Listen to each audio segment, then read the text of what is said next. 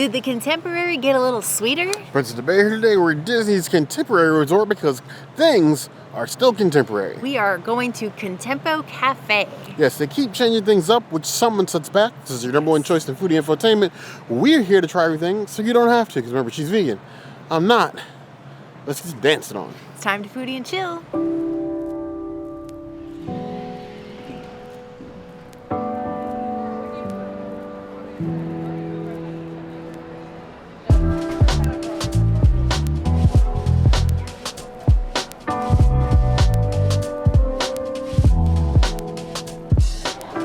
This is the new, actually I wouldn't really say new, I would call it reimagined power salad. Before it had quinoa and farro with greens. Now it's just quinoa with kale, and then all of the same things, the same dressing, the same pickled onions, the same sweet potatoes, the same with beautiful garbanzo beans. I really wish, I love these garbanzo beans. I get them often at Saratoga. I'll get extra, actually, at Saratoga when I get the Euro there, because I just love how crispy and amazing these are. And you can get like a snack version in the Morocco Pavilion at Epcot, in like the back, where they serve you like the 2-for-1 sangria. But I really wish they would like incorporate these chickpeas into more things, because they are so tasty. Usually, I'm the type of person that likes to eat all of my ingredients separate. I don't really like to mix them. And in this case, I ate everything together and mixed them. And I thought it gave me like a whole different like flavor journey than eating each piece alone. So I got like a sweet, I got a sweet from the sweet potato. I got like a tang from the lime dressing.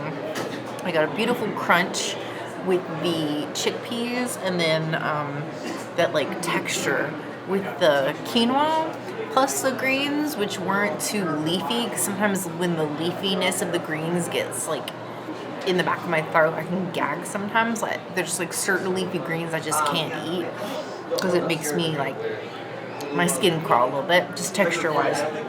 So this is good for me from a texture perspective. You've got a little crunch, you got a little soft, you got a little of everything, so you're not like grossed out, or it's not slimy or anything like that. So I'm here for it. I do think the key lime dressing is a little weird. I think because you have the sweet potatoes, you need something that maybe something with a little spice to it. Maybe something cinnamony or something masala-y, something to just give it a little like zhuzh. Maybe I'll put some pocket parm on it and my opinion will change, but as it is, I would give it a 3.25 out of 5 salads. It medium tosses my salad. There's this thing that Disney does sometimes. It's sort of like a shuffling of the stock, like reorganizing stock in like a retail store, where an item may appear as new. Maybe they change the ingredient, reshuffle the name even to see if a different name helps it sell better. And honestly, I got no hate for them for that. Some of these things are hard to sell to people. Sometimes a name isn't attractive. The ingredients don't sound well. Maybe an ingredient doesn't work well, or even becomes out of season. There's no reason to reimagine an entire dish if you can just trade out a thing here or there to make it more appealing, or even keep it on the menu a little bit longer. So with this kale power green salad, you have a delectable assortment of things with the chickpeas, the quinoa, some actual kale in here, some leafy greens, avocado, actually good looking avocado, attractive looking avocado, pickled onions. Is there anything else here at the bottom? Or is this all that you have for us to discover? Either way, I'm going to dig right in. I want a little bit of all the things, and then I want some crunchy chickpeas as well.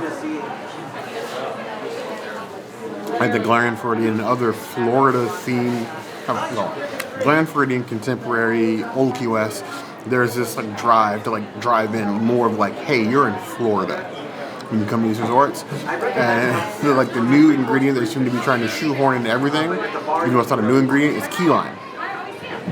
And in this case, I can actually like taste the key lime. It gives it a bit of tang, a little bit of tart, but not like overly tart. Just like a little hint of the tart, a little bit of the sweet. But it actually, in my mind, ties everything together. The sweet potato, the chickpeas, even the pickled onions benefit from having that to tie it all together, where it feels like a hearty salad. Is it a quick service salad? Yes, but honestly, the size and the ingredients, I don't really have any complaints. I would eat this. I would steal this from the Princess even. Give this 4 out of 5 claws. We're sharing it.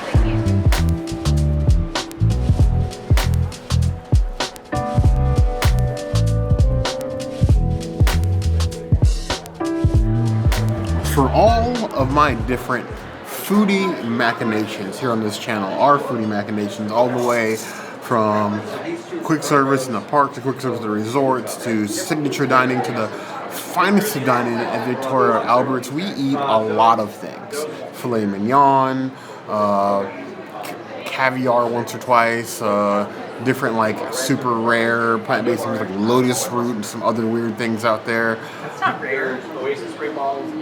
Things that most people don't encounter on a daily basis. Some people, yes. We're foodies. We eat everything. But even with all those things, I appreciate a nice, good turkey sandwich. I'm boring in that regard. I will take a sandwich as a meal for breakfast, lunch, and dinner and show no complaints. Much to the princess's chagrin. Sometimes, like, you want another sandwich? I'm like, well, I could. Like Woody's? Like Woody's, or even like we've done public subs in the park before. We've made our own sandwiches around the park before. I like a good sandwich. This monstrosity here is their brand new roasted turkey sandwich with a cranberry aioli. You have these huge pieces of sliced turkey in here. You got a little bacon, some arugula, a huge tomato, and then a cranberry aioli that gives me vibes of the sort of holiday sandwich, but always available holiday sandwich from Earl of Sandwich that is, well, I think the Earl needs his title stripped, but this looks and smells amazing. The multigrain bread has like the perfect amount of toast, so like the edges are nice and crispy, the middle is nice and soft, turkey is fresh. The bacon, and I complain about bacon on sandwiches a lot because I think that the use of bacon to enhance other meats has gone a little overboard, but that tastes wonderful. It actually gives me vibes of, for us Floridians and those who visit frequently enough, the Publix turkey holiday sub, which is one of my favorites. That's a vibe. This feels like something that I want to get like every time we come to Contemporary, and I don't think I've ever said that. No. I love this. It's just a sandwich. I'm not gonna lie to you. It's literally just multigrain turkey, bacon, and aioli and arugula. That's the basis of a sandwich. But me, I could sit here and watch these boats go by and eat the sandwich all day long. It's a rare joy, but that's a 5 out of 5 plus. I would think I would much rather have this than maybe even the stack burger at Steakhouse 71. And that feels kind of blasphemous coming out of my mouth, but I'm sending 10 toes down on what I just said. It's a bare necessity. I approve. I think it was Interstellar that said, in order for humans to move forward, we have to leave a little something behind. In that case, I feel like it's time to leave Disney's shoestring fries behind. Now, I did have options, okay? I could have gone with the Disney kettle cooked chips, the fries, and then also the option of coleslaw. I went with fries really because I'm lazy and I didn't want to like pick something else. So Disney fries I get, and it's completely my fault. Yeah, I kind of mentioned it. I don't know if it's something with the oil, but these fries taste weird. They're executed well enough. They're crisp on the outside, soft on the inside. They just taste not right. I probably won't eat those. But Disney shoestring fries in general are a mixed bag. Some of them are going to be great. Some of them are going to be terrible. Most of them are going to be middle of the road. Give this one 2 out of 5 plus.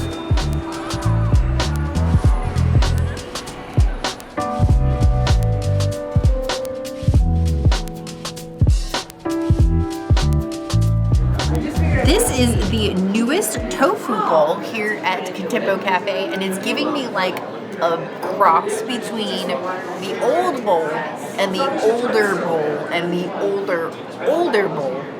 because you had like a sofrito, you had different versions of the tofu. The last one was crispy, this one was not. You have like this quinoa mixture, and then of course the pico and the guacamole. Underneath here you have a bunch of veggies. A lot of these veggies are like the same ones that you got on the salad. So I'm gonna take a piece of the tofu. I'm gonna get it with this sofrito. I'm just calling it sofrito because it's like quinoa, black beans, and sweet potato. Then I'm gonna grab some pico and some guac. And I'm going to commit to this mistake because this does not, number one, it's not fitting on the fork very well, and number two, it doesn't look that appetizing, but it doesn't have to look pretty to be tasty. I don't know if it's like the sauce that they mixed into the quinoa mixture that they put on the bottom, or if they like lime marinated the tofu. But you get this really interesting tang with it that I love. And then the texture of like the black beans with the quinoa and the sweet potatoes is very like mushy, but also way flavorful compared to what I was thinking it was going to be. I thought it was going to be super bland. Maybe I was going to need some of my pocket parm. Maybe I was going to need salt and pepper. I don't need any of that. That is way more flavorful than I expected. The guacamole is great. The pico is great. This is probably one of the better bowls that I have had at Contempo Cafe. And I didn't even ask for extra tofu. It was just delectable. I'm shocked. I would actually... Time to reevaluate my vegan options around Magic Kingdom. Number one is going to be Captain Cook with their gochujang tofu. Number two now is Contempo Cafe. And number three is Gasparilla Island Grill. Their bowl is like an older, it was like the version of like older of the one here. So yeah, I'm vibing on it. I'm gonna give it a 4 out of 5 tofu bowls.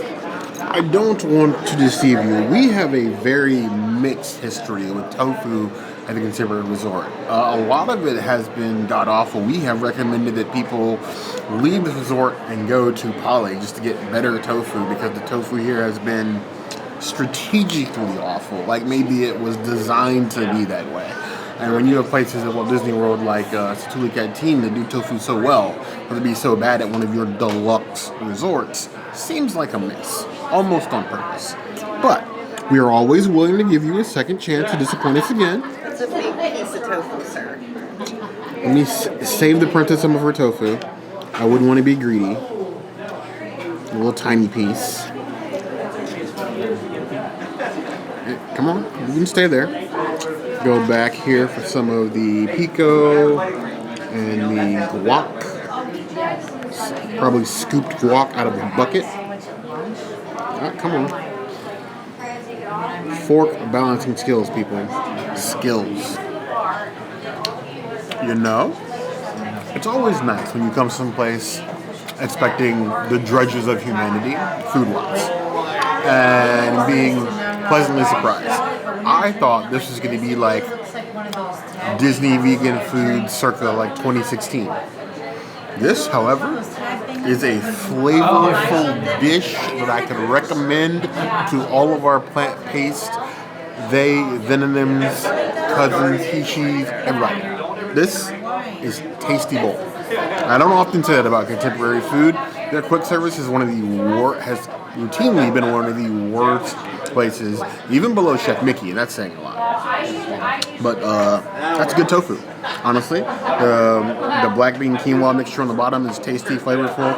The pico and the avocado actually complement the dish. They don't like this, generic add-ons. It's like, well, we know this is bad, so let's give you some pico and avocado.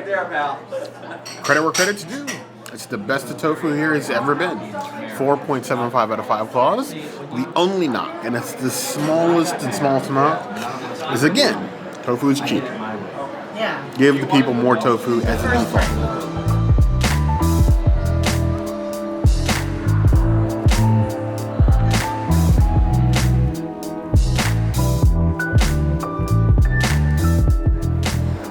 of their new pulled pork barbecue sandwich. You have this nice toasty roll, the copious amount of pickles, a whole 4. Nope, keeping that. Maybe. Coleslaw, kale, and barbecue pulled pork. No additional barbecue sauce. That's a choice. They have barbecue sauce. Oh, well, I guess I could get more barbecue sauce. Yeah, I mean, it's a decent amount of pulled pork. It feels filled. It's falling out the bottom. It doesn't taste any pulled pork. That's very easy to ruin. Think Magic Kingdom and their cherry coke pulled pork at Pecos Bill. As much as it's credit I'm giving Pecos Bill, I have not forgiven you for that. Okay. I can see what they were going for. I had some doubts in my mind when I saw 4 pickles, not complaining, and kale, and coleslaw, and the pulled pork.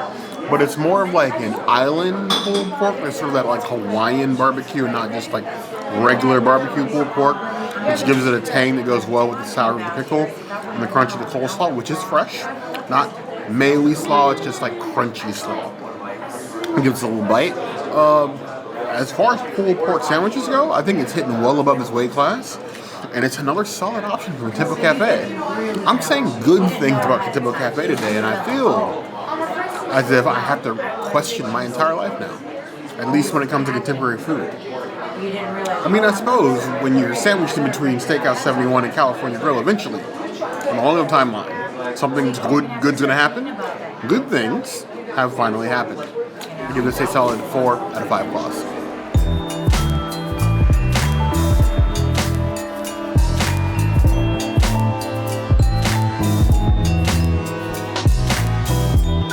Slaw de Cole. As a cold slaw connoisseur, I have not met a cold slaw I'm not willing to eat at least once. But the addition of kale, cabbage isn't really that odd. And the slaw in here, it's wet, but not like mayo-y. I'm actually kind of excited. Nice and crunchy. Kale has a little bit more earthiness, so to bring down the tang and the sweetness. That is good coleslaw. Not a mayo-y mess, not dripping with like vinegar. It's like that balance. I approve. 4 out of 5 plus. I'm surprised too. Surprised face. Bear, are you okay? I don't know. I have a fever. I'm a little warm.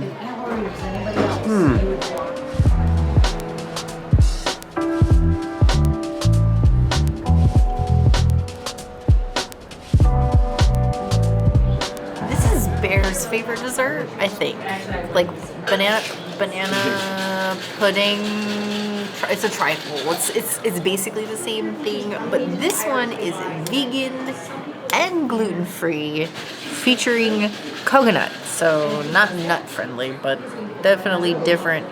Now, Bear and I used to send you guys to Contempo Cafe for dessert to get that peanut butter cake, especially after they got rid of it at California Grill, and now it's gone.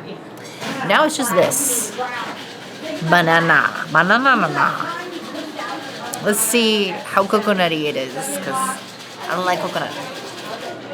Did I eat a gingerbread? Did I eat a ginger snap? Did I eat banana? This is oatmeal? I don't know what's happening here. It's not oatmeal, but it is.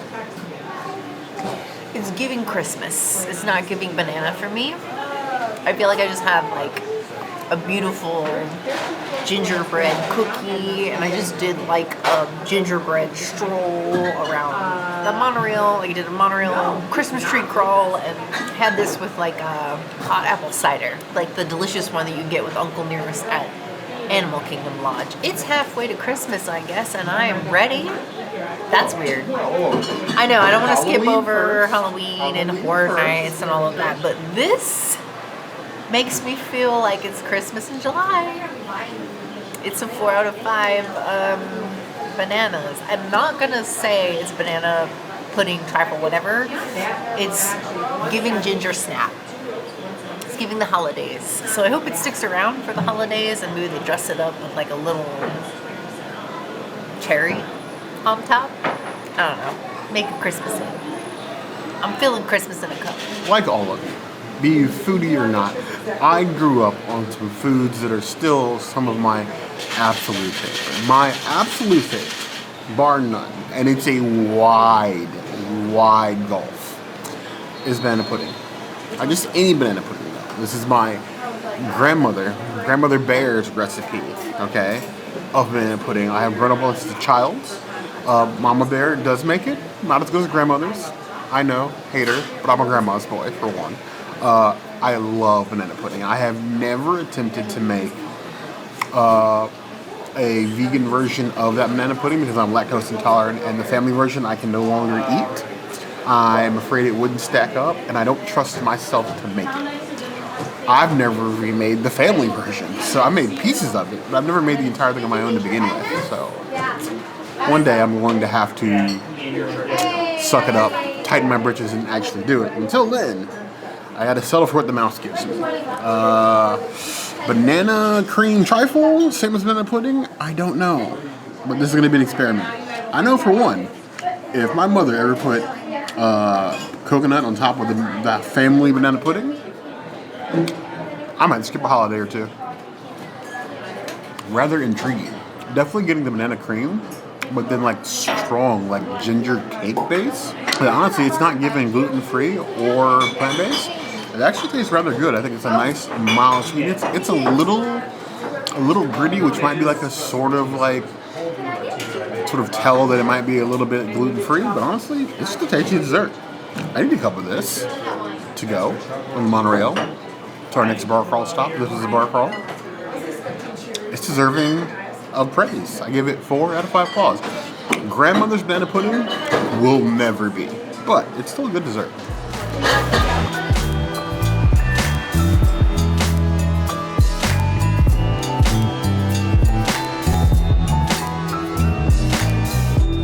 Here we have the new passion fruit tart.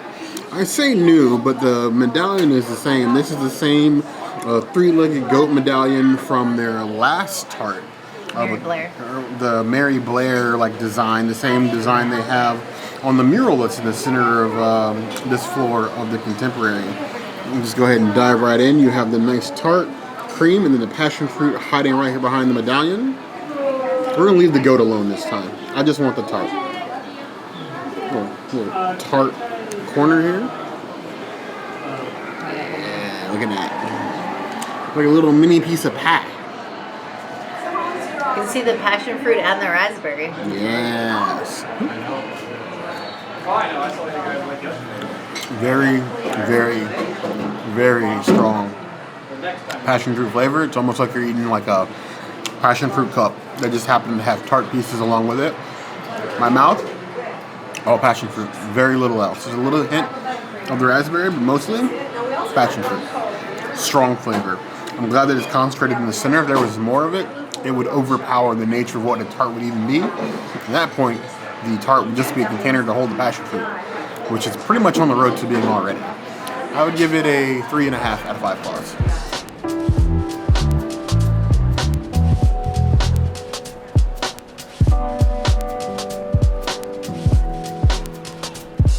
What would a Disney resort be if not a cupcake themed to your most themed rooms in your resort? So you have this dark and milk chocolate mousse cupcake with the Incredible symbol on a little chocolate medallion, the same as they just rethemed the Incredible rooms here in the last, 2-3 years.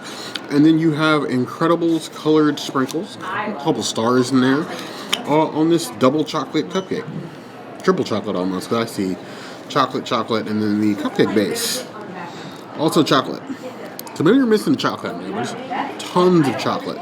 And this cupcake, let me just take its underoos down here a little bit. And we're just going to cut right in. Try to get a nice cross-section of the cupcake while leaving the Incredibles medallion alone. Chocolate on top is hard. It's like a chocolate casing, almost. Did I do it? Did I do it? I'm a good boy. Yeah. Easier than it looks. Wow. Looks chocolatey. Chocolate on chocolate on chocolate. Like me. I think a lot of Disney cupcakes, being in resorts or parks, are borderline ridiculous. There's a limit to the kind of things you can put on cupcakes, and eating some of them can be an absolute nightmare. They look nice on a plate, but trying to eat them is an absolute chore. This one comes apart rather nicely, picks up well with a fork, and it's tasty. It definitely feels like a triple chocolate cupcake, and that gradient from the soft chocolate cake to the chocolate mousse to the hard chocolate on top is a delight. If you are a chocolate fiend and you happen to be staying here, visiting, walking through, maybe doing a monorail tour, you like cupcakes, you like chocolate, I don't see any reason to tell this cupcake no. I would give this 4.25 out of 5 plus. Tempo Cafe has stepped up the tempo.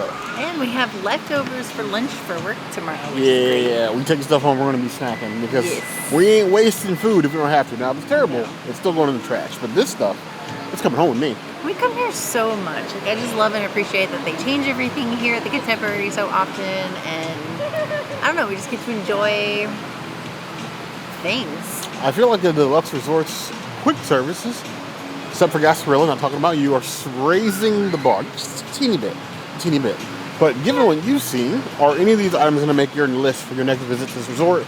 Let us know in the comments below. As always, if there's anything else you can see us do, that will always be the place to find us. Hit that notification bell to see other videos like this, and we have new videos 5 days a week. Monday, Tuesday, Wednesday, Thursday, Saturday. we'll see you soon. Be sure to subscribe and like this video. And if you don't comment, Barry will eat himself into the castle. Can you even see the castle? I don't think you can see the castle. It's right there. They can see. They got eyes. Oh, here, because I'm pointing the thing and not the thing. They see it. You see it. But you heard the girl.